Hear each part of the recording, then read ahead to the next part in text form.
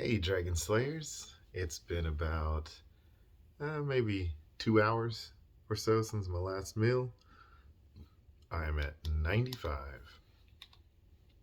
So today's topic is all about how you don't want to use willpower. Instead, you should purge your house. So if you're like many people, you're struggling with willpower, and you started the year out with a lot of resolutions for improving your health and your personal life, and possibly a brand new gym membership too.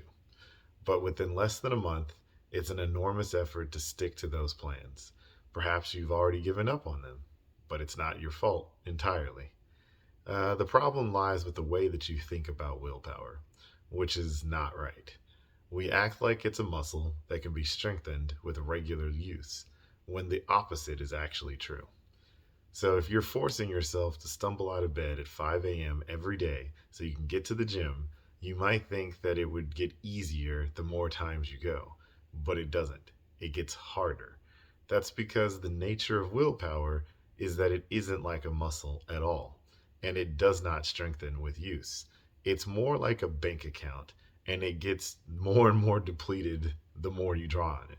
We try to use willpower and self-discipline to make changes, when research shows that it's an easily exhausted resource. Comments Jenny C. Evans, who is a speaker on resiliency and performance and the author of The Resiliency Evolution. The more we use it, the less of it we have. Does this mean that we should give up on making changes in our lives? Absolutely not. But it does mean that we need a different approach than most of us have been using all these years. And here are some ideas. So, number one, you should start with forgiving yourself.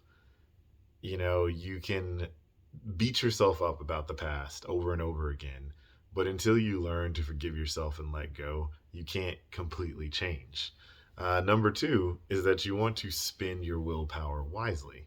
Just as you wouldn't empty your bank account and spend down everything at once, you don't want to spend down your willpower faster than you need to. Every time you make a healthier habit into something that happens automatically, you don't have to make a decision at all. It's about designing and creating systems instead of trying to brute force your way into change. So, number three tip is to use your willpower in short bursts. So if you absolutely must use your willpower, find ways for brief periods so that you won't run out of it. Use it in brief periods and don't keep applying it over and over and over again. So, one example of this is that when you want to eat healthy, the first thing you should do is purge your house. Throw away everything. Give away, throw away everything that you know has no nutritional value. If you remove all of the things that you know don't have nutritional value, then you're only left with things that do, and only buy things that do. So when you're hungry, you don't even have an option unless you decide to get into your car and go grab something else. You're stuck in this routine that you've pre-designed for yourself. And then as tip number four is to create a willpower free microclimate, which is exactly what I just explained, right? About creating this optimal environment. Tip number five is to find ways to distract yourself. This is the famous marshmallow test experiment that was measured by children's ability to resist eating a marshmallow for 20 minutes. In order to receive a second marshmallow, the children who were most successful didn't focus on the sugary treat. Instead, they distracted themselves with something else. Similarly, if you want to avoid a negative but pleasurable behavior, find something less negative but equally pleasurable to do instead. So, tip number six is to use mental imagery.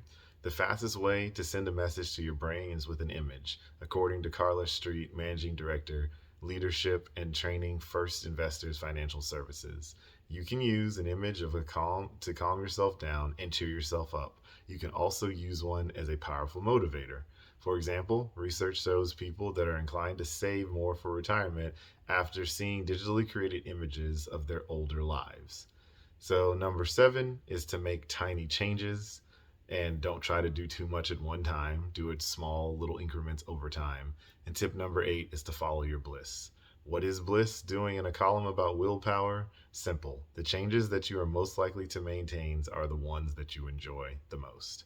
So I've linked a great article that I got these tips from in the description below. Remember, guys, that together, you and I will slay the dreaded diabetes dragon.